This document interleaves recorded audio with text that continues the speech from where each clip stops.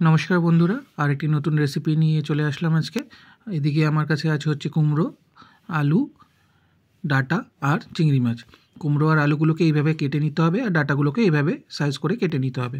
সবার প্রথমে কড়াইতে সর্ষের তেল গরম করে সামান্য একটু পাঁচফোড়ন সোমবার দিয়ে দিতে হবে।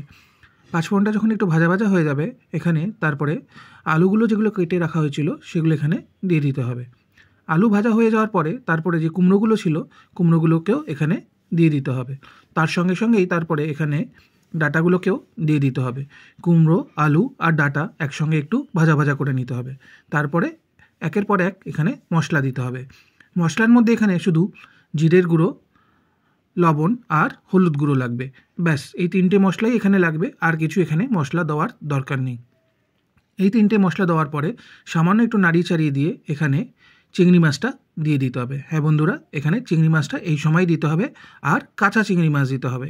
চিংড়ি মাছটা আমি আগে এখানে ভেজে রাখিনি। চিংড়ি মাছটা আপনারা যখন কষানো হবে যে কোনো তরকারিতে, সেই সময় কাঁচা চিংড়ি মাছটা দিলে সেই তরকারিটার স্বাদ দুগুণ বেড়ে যায়।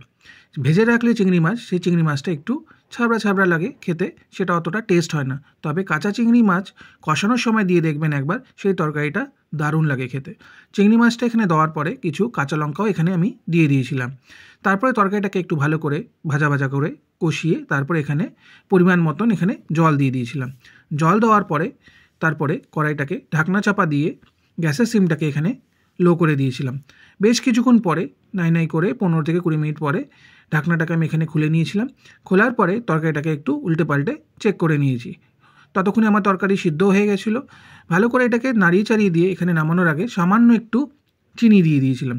বন্ধুরা, যারা চিনি খেতে ভালোবাসেন, মানে তরকারি মিষ্টি খেতে ভালোবাসেন, তারা এখানে চিনি দেবেন, নইলে এটা স্কিপ করে যেতে পারেন। তরকারিটার মধ্যে চিনি দিলে একটু খেতে ভালো লাগে। যেহেতু নিরামিষ তরকারি, এই জন্য এখানে চিনি দিলে ভালো লাগে। পেঁয়াজ রসুন নেই, তাই এখানে একটু সামান্য একটু চিনি দিলে ভালো লাগে। বন্ধুরা, এটা ভাত দিয়ে খেয়ে দেখবেন, আশা করি আপনাদের খেতে ভালো লাগবে। আর আমার রান্না যদি ভালো লাগে, আমার চ্যানেলটিকে সাবস্ক্রাইব করে আমার পাশে থাকবেন। ধন্যবাদ।